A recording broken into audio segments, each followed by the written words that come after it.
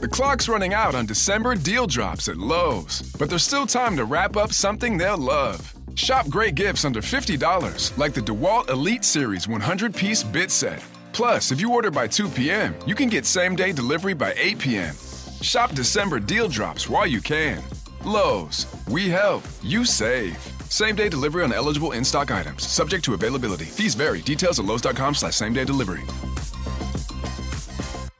Welcome into another edition of the James Boyd Podcast. I, of course, am James Boyd, joined by my editor, Jim Aiello. And Jim, I joined you after a wild night at Lucas Oil Stadium. I feel like I'm back in college, where I might have tried to pull the half all-nighter before the final, and you're just hoping that whatever you wrote makes sense. But I can make sense of this. The Colts are in trouble. Yeah. Phillip Rivers can still play a little bit, but the Colts are in trouble. So what are your overall takeaways from the vintage performance we saw from Uncle/Grandpa Phil, but the implications of not winning that game to help him out? Yeah, I think what we're going to get into later, where you say the honeymoon's over. The silver linings are gone now, man. I really, really want to talk about how good Phillip Rivers looked last night and how incredible that was for him to essentially just pick apart a 49ers defense that had no answers for him 2 games into his, return after a 5-year break. That is incredible. And it's really frustrating that we can't dive into that and talk about it and get all excited about it, because it doesn't matter. It doesn't matter. As you wrote, as that Kiefer wrote last night for us at The Athletic, they just blew it. They blew their chance to write the Cinderella story, to have the Hollywood ending, and it's really frustrating, because like you said, that the leading man they got to replace their other leading man, that they had their backup to Daniel Jones. You get Phillip Rivers out of nowhere, off the street, off the couch, and he looks great. And it's just another. I mean, the Colts, again, you got to give them credit for being creative, right? They just found another way to disappoint fans at the end of the season. So it's it's I don't know. I said it's almost hard to put into words. Just if they were just a normal team and they would just lose a bunch of games in a row or whatever and they're out, that would be one thing. But they just find new ways to be heartbreaking. You know what? I feel like I'm on a reality dating show or something. What's the one right now that's blowing up? My sister watches it, Love Island or something like that. And you just find little ways to just break your heart, and then the world just watches you get embarrassed. And that's what is happening with the Colts right now. Perhaps you could maybe hide a little bit of this slide when you weren't in primetime television, but your lone primetime game, whole world is watching. More people are probably watching because you got the 44-year-old guy out there, and you fall flat like that. And that, to me, is probably a bigger indictment of this team in recent years. And starting with last night's performance, I looked at that defense in just disgust, pure disgust. They had a chance scoring 27 points, their most points they had scored in the game, Jim, since their last actual victory, which was in week 10 against Berlin. And it just didn't matter because the defense, as DeForest Buckner put it, couldn't stop a nosebleed. And Zaire Franklin said it was his words, not mine, shitty day overall for the defense. And not wrong. You know what I was thinking? And I had this conversation, and maybe you can relate a little bit more with your father wisdom. That game felt like, and I've only had it maybe happen once when I was holding my godson years ago, and I was thinking to myself, I can keep waiting on having kids. You're holding a kid, everything's cute, everything's great. And then you hear that little, that little gurgle or that little burp or whatever, and that blowout happens. That's what that was last night. You had a little bit of the good, oh, this is cute, this is amazing. Phillip Rivers is cooking. He's got the 2 touchdown passes. And then you hold the baby up and you start smelling like, oh, hold on now. How can one person this small smell this bad? And that's what I felt like watching that game. How could one game stink that bad? Because I was disgusted. Not that they had lost the game. Losing is whatever. The 49ers are a really good team. I believe, granted, to say they're a great team. They're in contention for the NFC's number 1 seed. Yep. But to get obliterated like that on defense, I mean, Brock Purdy had all freaking day to throw. So from that part of it, Jim, after the performance they put on last week, how much of a letdown do you think that was to come back out here on national television and lay an egg.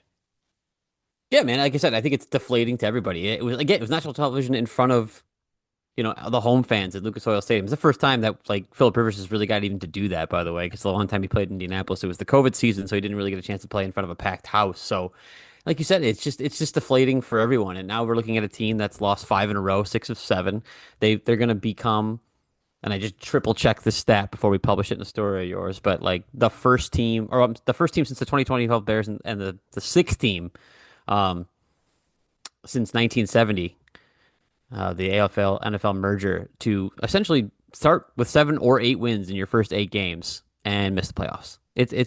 It's incredible. Again, I'm going back. The Colts are just finding new ways to make dubious history. You wrote it. It's funny. I went back and linked it to a couple of your story last night, but you wrote about it a few weeks ago. Are the Colts going to become like they're the kings of collapse? Are they going to find another way to do it? And here we are, week 7. Entering week 17 with a 1% chance, according to Austin Mock's NFL playoff simulator here at the Athletic. Like that's it. Like again, there are some scenarios we can get into it a little bit later, but like yeah, man, you can't help but feel like the Colts and their fans and everybody's deflated after what was such a promising start. You kind of like it's I can't remember covering. I mean, again, I grew up a Bears fan, so the 2012 12 Bears. I remember that 2012 Bears season, but like I don't remember it feeling like this, where it felt like they felt like a lock for the playoffs. They felt like they could contend for the AFC #1 seed. Hey, look, the Chiefs aren't the same, the Ravens aren't the same, the Bills aren't the same. Like AFC's wide open, man. The Chiefs, the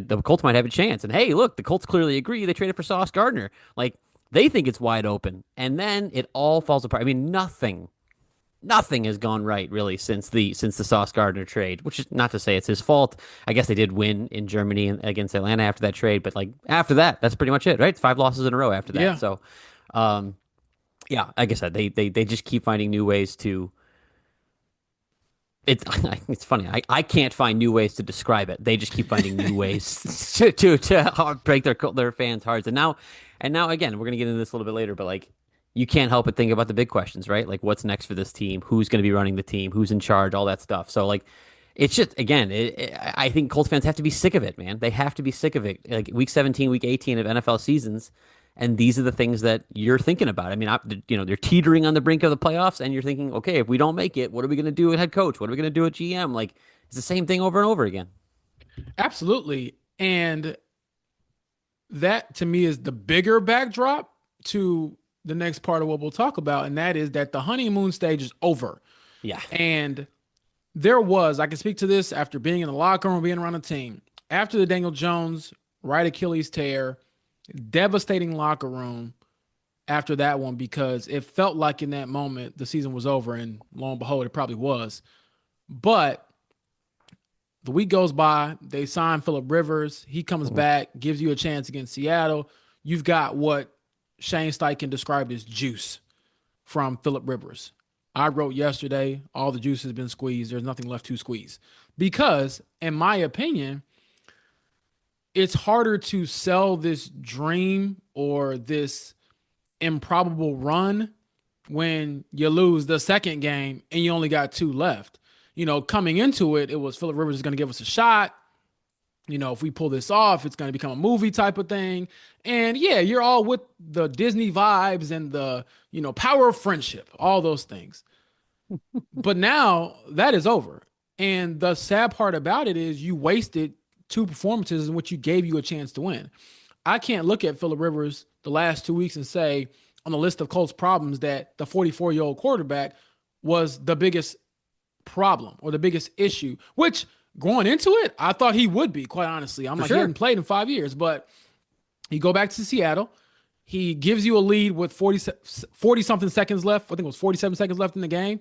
You got to win that game. You got to close the deal. You didn't do that as a defense on that final drive. And then, as my colleague Zach Kiefer wrote, your defense didn't even show up the following week because the dude would have had to have the game of his life to win. He would have to score 50 points. You gave up. Now, granted, he did throw a pick 6 late in the game, and that made it 48-27. But whatever. In my opinion, at that point, that game was already over. I didn't believe they were going to come back and win it. And if they were going to, they were going to have to score 45 points to do so. But for him to come out and give you 2 touchdown passes on back-to-back drives. Actually tied the game up after Amir Abdullah had a terrible fumble and kickoff return and kind of weather that storm. And your defense can't stop anybody. I No. mean, I looked at it. This was another game where the 49ers did not have to punt. The only thing that stopped them in the first half was the crossbar on Eddie Pinero's 64-yard field goal, which I thought that was going to be good too, honestly, with the way things were rolling for them. And then Brock Purdy threw a pick there late in the game for Cam Bynum. And I was thinking to myself, Jim, I love Cam Bynum. Great dude. You better not run to the end zone and celebrate. I don't want to see any choreographed dances after your defense got Not the time. steamrolled. I mean, I think there was a little bit of a temptation there for a second. And I was like, if you do this, I will eviscerate you, and everyone else will too, because this is wholly unserious. So, yeah, man, it's a sad reality, and it's a sobering one. And I thought Phillip Rivers really broke it down very well after the game, Jim. I don't know how much of a chance you had to listen to what he had to say, but essentially he was saying, yeah, it is cool that I'm doing this. And his whole family was there last night. Yeah. And his high schoolers are watching him, and he's turning back the clock. He's duking it out with Father Time. So in a way, it feels like you have 2 timelines, 2 storylines where on one side, you're like, man, the old guy can still do it, which everyone loves. It's a fun storyline.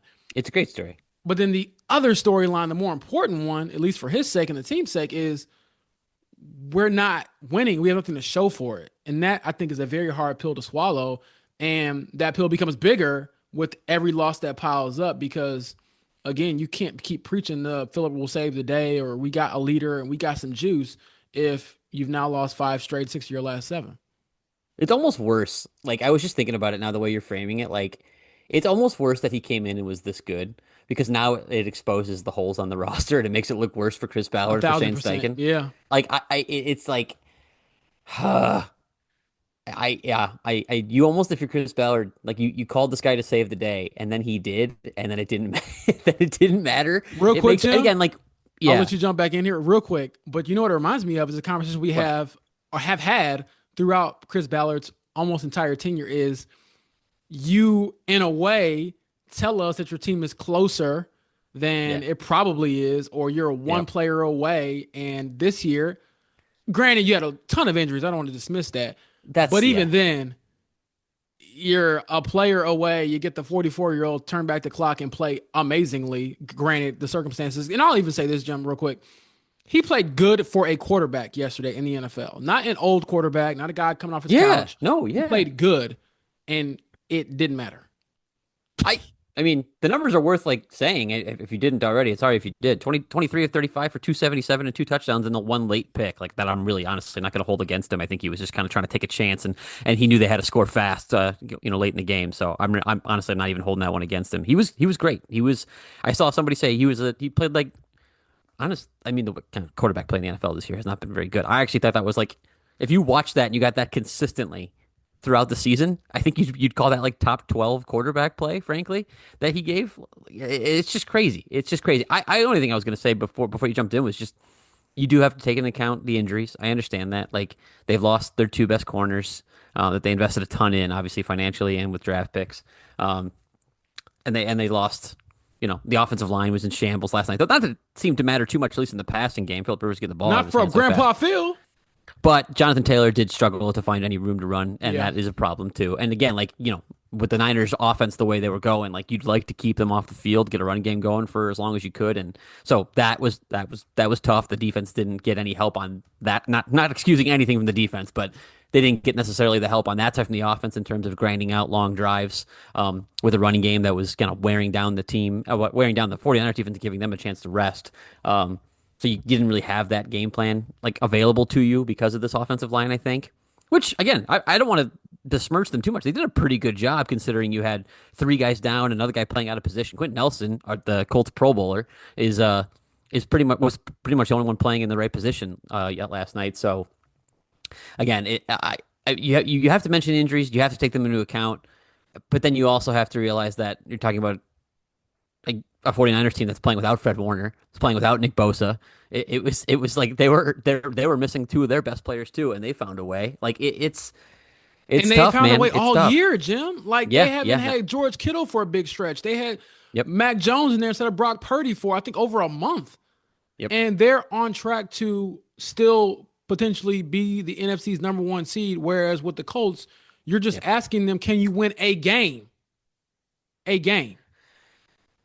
Tough stretch. I guess that's the only thing you can say too is like, hey, Seattle's competing for the number one seed. San Francisco's competing for the number one seed. Coming up, you got Jacksonville and Houston. Jacksonville technically is competing for the number one seed, and Houston is obviously a very, very, very good team, dangerous team that's won a lot of games on the back half of the season, especially. So it's been a tough slate, but I get again, does that put in context what the Colts did earlier this year, where they were kind of, they're not so much slaying dragons as they were beating up on some of the weak teams in the NFL. So. Oh man, it really kind of makes you question everything you saw earlier too. And yeah, it makes you question what they should be do going forward. Like, does this team have the right coach? Does this team have the right GM? Does this team have the right quarterback? Frankly, like even if Daniel Jones was playing, played well on the whole, he's got a long injury history. He's going to be coming back off a torn Achilles. Like, man, this team. I forgot to mention too that the teams, those 5 teams that have collapsed, that have blown their 7-win or 7-1 starts in previous NFL history, none of them rebounded the next year to make the playoffs. Like it's just one of it. Again, you don't want to put too much on history, but like it does feel like those teams just lost momentum at the end of the season and it carried over to the next year. Again, that's purely narrative and not necessarily true to anything, but like hard not to look at the fact that.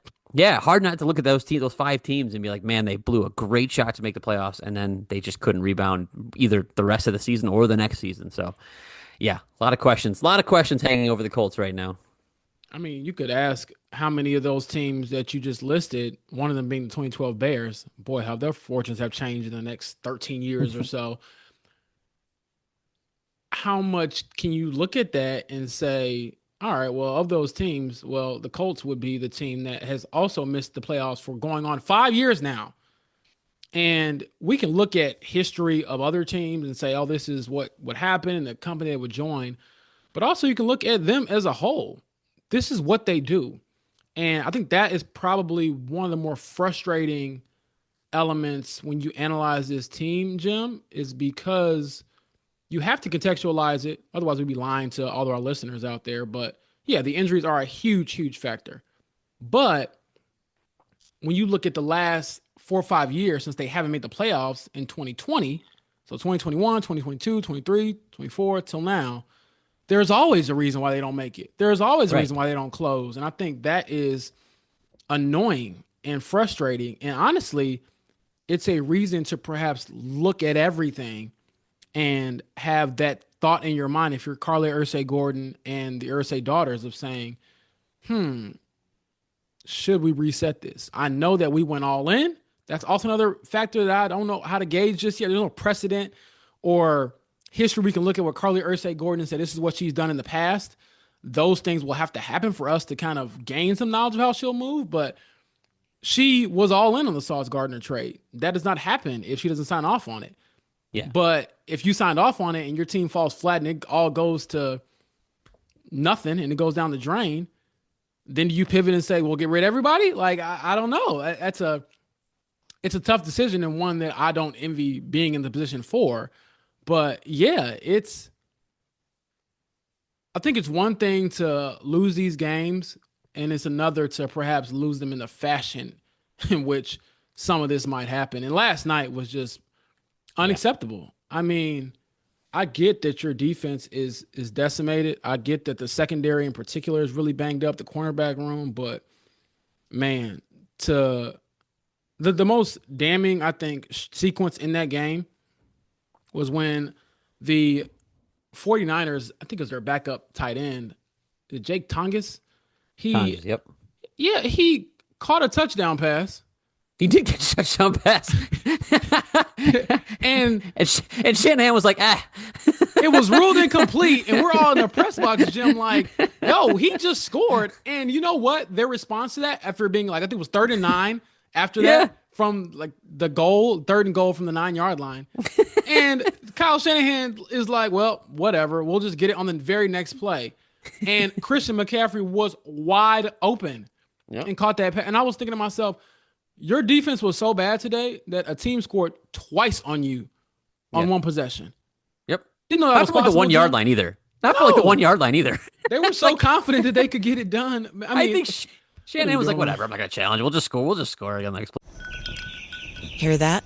That's me with a lemonade in a rocker on my front porch. How did I get here? I invested to make my dream home, home. Get where you're going with MDY, the original mid-cap ETF from State Street Investment Management. Getting there starts here.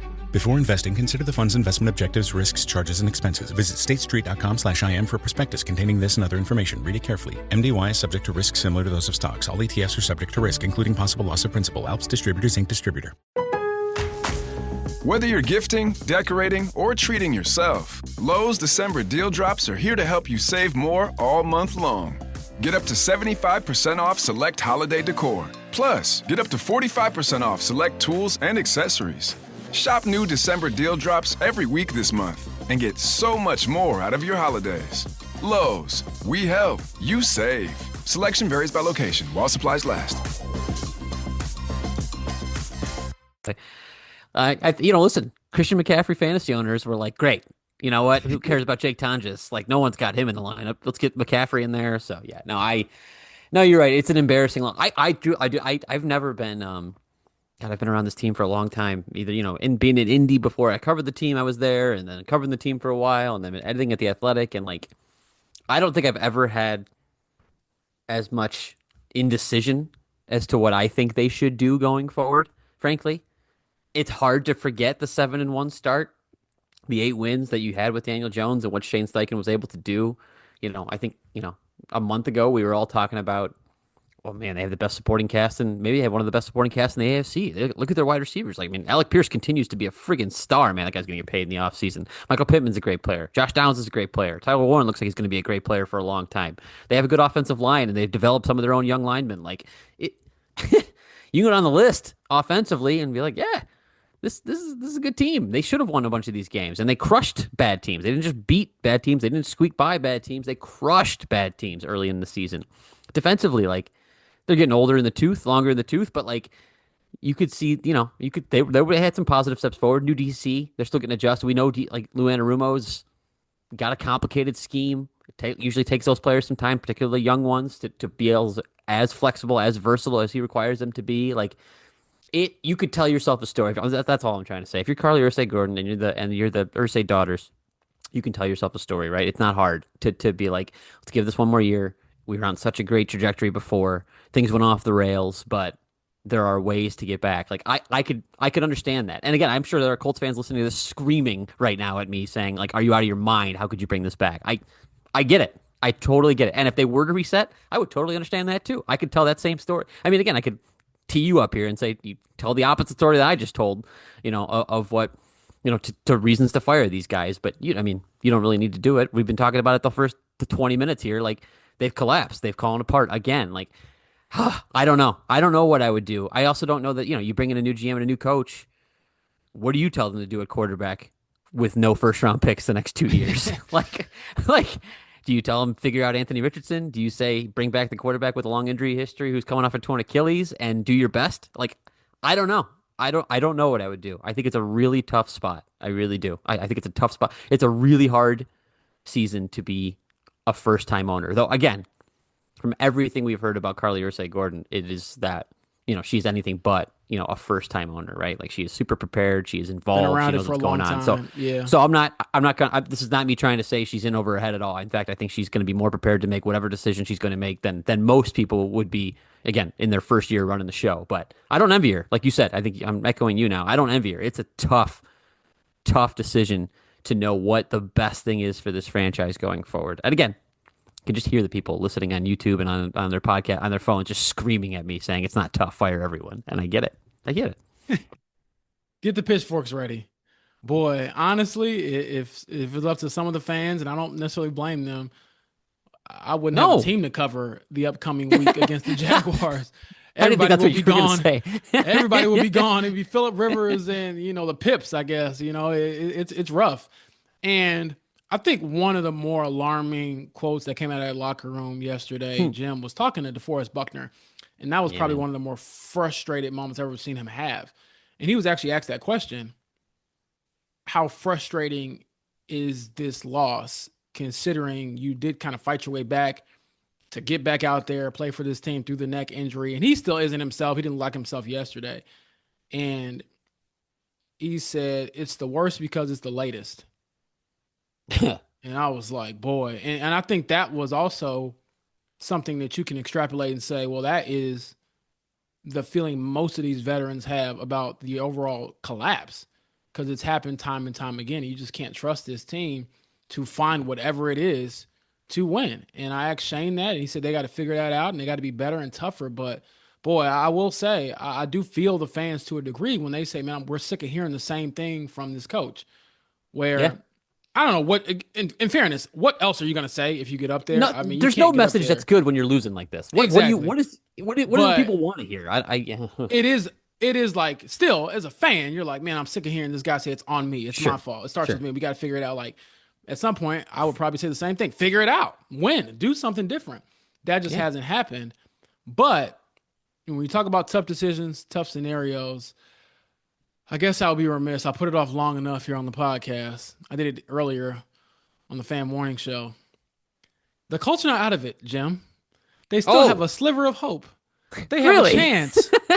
They have a chance to get into the dance. This could all be reconciled. This could all be saved. Now, granted, I'm the biggest hypocrite in the world because I wrote last night, it is over. Or as my sister would say, OVA, it's over. So, I mean, you were in the weeds with this. Shout out to you and Austin Mock. Oh, my God.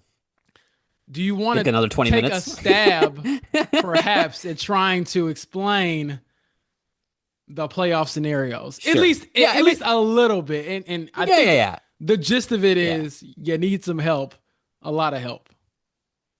It's like I said, and you guys should go check out The Athletic. James and I, we published a story today with, again, Austin Mock being incredibly helpful on putting this together and making sure we had the scenarios correct. But I'm pretty sure we do, given all the complications. But here's what I'll say. Like, it's not that hard to start. The Colts need to win out. They need the Texans to lose out. The fortunate part for the Colts on that is that they play the Texans once. So as much as I hate the phrase control your own destiny, since destiny isn't something that you actually control, they do, in fact, control that part of things. They can beat the Texans week 18. The Texans also play the Chargers in week 17. Not an easy matchup. They could definitely lose both those. Can the Colts win both their games? Different question. But that's what they need to happen. We're thinking they need positive. To win both their. Sorry. 2 wins. Like I say, so the Colts sweep. Houston loses their last 2. They both get to 10-7. Okay. We're on to tiebreakers now. And crazy enough, it comes down to strength of victory tiebreaker. So what you're essentially looking for is you shaking your head. No, I'm saying this because I kid you not, I had never heard of strength of victory tiebreaker probably until about 14 hours ago. You got to cling on to something, baby, if you're a Colts fan. That is your hope. Learn about strength of victory. And so that is, again, it's not even a fancy way of saying, it's just another way of saying, like, it's the record of the opponents that you've beat. That's what the teams that the Colts have beaten, which again, now we talked about how they beat up on bad teams. That's not so good for them now in the strength of victory tiebreaker.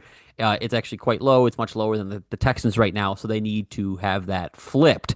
So that's why we put out a rooting guide for you all. Essentially to say is that the Colts are at 383 right now in terms of their strength of victory win percentage, 383. Texans are at 433.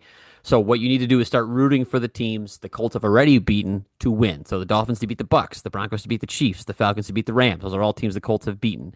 You also, on the other side, to flip that, need the teams the Texans have beaten to lose. So the Broncos to beat the Chiefs on Thursday, Packers to beat the Ravens, Eagles to beat the Bills, Bears to beat the 49ers. I know that was a lot of games. I assure you it's all on The Athletic. You can go look at it. But in a world in which all of that happens this weekend, the Colts actually would have a winner-take-all game in Week 18. So, yeah, that's kind of the gist of it. Easy peasy, Jim. It's just how you drew it up at the beginning of the year. No big deal. I will say, too, there is one wild scenario that I'm not going to get all the way into the weeds on, where the Colts can win, the Texans can lose, and the Texans still eliminate the Colts from the playoffs. It's just, again, it's a strength of victory thing. They would essentially clinch the strength of victory tiebreaker ahead of time if enough of their things go their way. It's like 7 outcomes have to go their way on Sunday. So it's not really worth diving in all the weeds for. Again, we put it in the story because we know there are some sickos out there who want to know all the scenarios. That's for you. We love you, and it's out there. But it's not going to happen. That particular scenario is not going to happen. The most likely scenario is the Colts just lose and are out. That's like the most likely thing. Pretty simple. But if they win and the Texans lose, there is a glimmer of hope. And That's pretty much it. Well, I appreciate your great analysis, Jim. I feel like I'm in one of those crime movies or crime shows where they have like the big board in the office and they got the red string and it's like, okay, I'm going to take this dot and slide this string over here and put the thumbtack in there. And I'm going to take a step back and like do my little hands on the hip pose and like, okay, what is going on now? That's kind of what's happening in my head. But trust me, we have it all in English. And probably other languages if you want to, hit some button on your phone and change it for you to break down what happens and what needs to happen for the Colts to get into the playoffs. But one newsworthy item that comes out of this, Jim, is because they haven't been mathematically eliminated from the playoffs. Yes. Shane Steichen is still going to play Phillip Rivers. And he confirmed today, Jim, that would still be the case even if the Colts are eliminated before they play Sunday against the Jaguars here in Indianapolis. And they could, in theory, be eliminated before they take the field Sunday. Granted, I think the Texans handle business on Saturday, there's a scenario there where you're done before you even walk out there and have a chance in week 17. But he was saying that he would still stick with Phillip Rivers because at that point, Rivers would have taken all the first team reps this week. So to me, it sounds like they're just going to roll with this guy through the end. He'll get his full 4 games. On a tangent, shout out to Antonio Gates for talking to me this past week for a story I did on Phillip Rivers because he was so fascinated by how much money he was going to make. And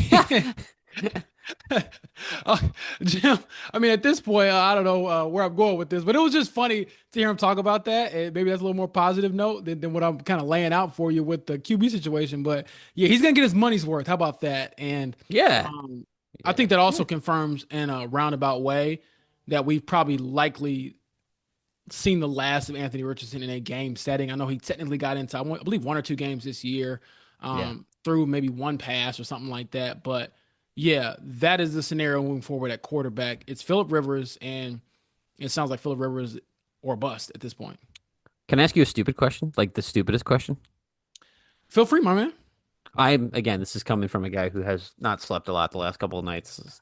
Me either. So I know. That's what I'm saying. So you and I are the same. So if you give a stupid answer to a stupid question, like forgive us here. Is there any world with Daniel Jones being out or hurt? Anthony Richardson. Well, I didn't know where he was going with that at first. I was like, there's no way that Daniel Jones is going to be out there playing. Lord, you scared me. No, he's not as crazy as Phillip Rivers, who plays through a torn ACL in an AFC Championship game. No, if Daniel Jones is working his way back, and Anthony Richardson does not, fit the Colts' future plans, is there any way they talk Phillip Rivers into coming back and playing for this team next year? You know what?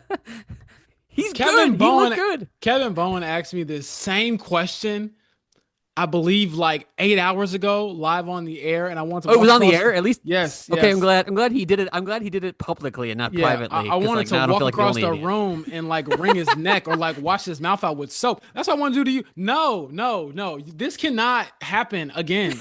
I mean, I wouldn't mind it. He's a great quote for our story. Yeah. He's a great personality, and I'm sure it will be inspiring to all of the middle-aged folks in America. But Jim, at some point. We gotta move on. We cannot try to run back the Disney movie, especially if they lose out. What are you selling me, man? Riley Leonard, how bad can he be? Good Lord. I'm just saying, like, listen, before you say no, which I already did. So after you say no, let me just say this. I can't in my head put it past Phillip Rivers to want to do it. I just can't. And I can't put it past Shane Steichen and the Colts to wanted to do it if they're back. Lord. That's all I'm gonna say. I'm telling you this right now. And but, I don't advocate for anybody to ever lose their job or get fired or whatever.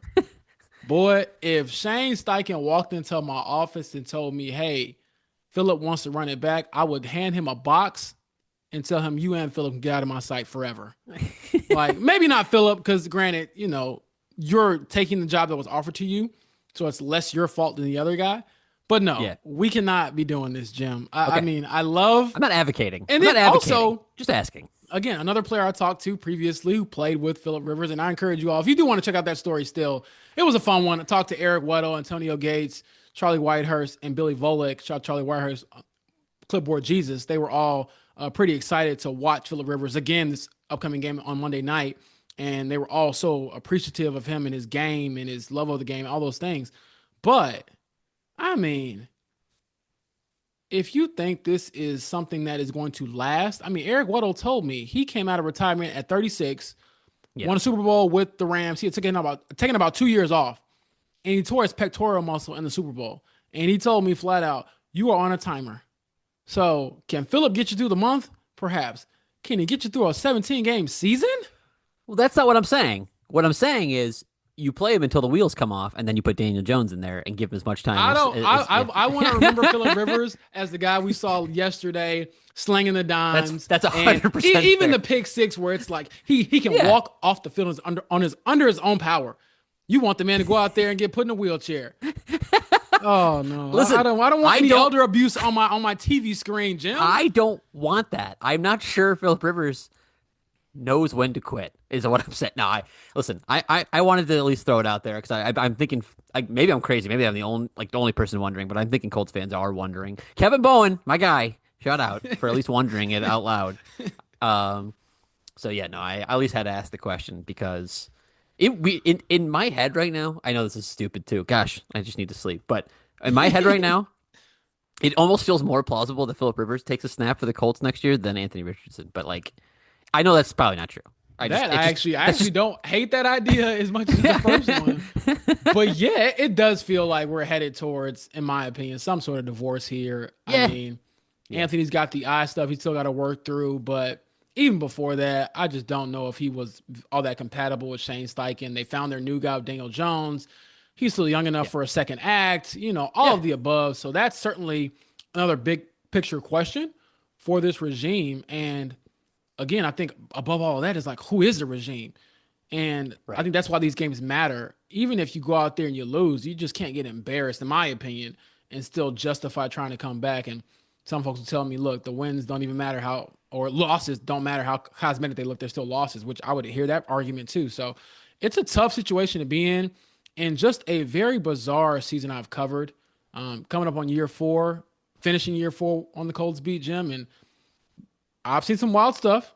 This might be the wildest, just considering how different the conversation is around this team compared to 6-7 weeks ago when we were in Berlin and JT goes off for 244 yards and you're heading back across the water as the AFC's the number 1 seed.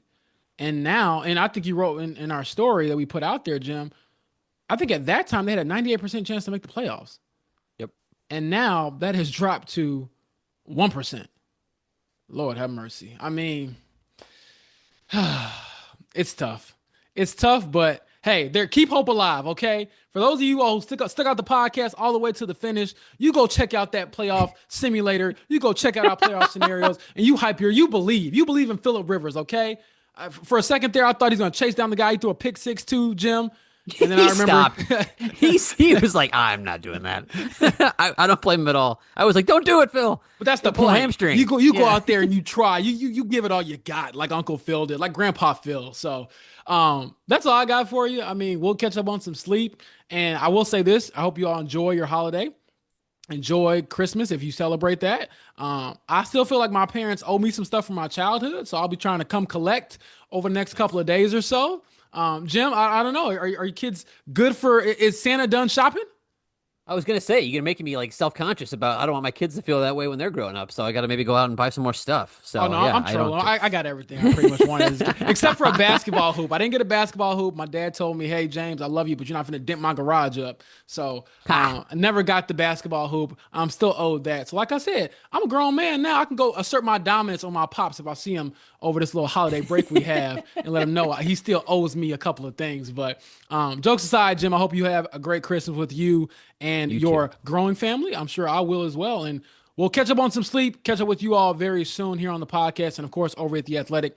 Thank you all for listening. And as always, my friends, take care. And until next time.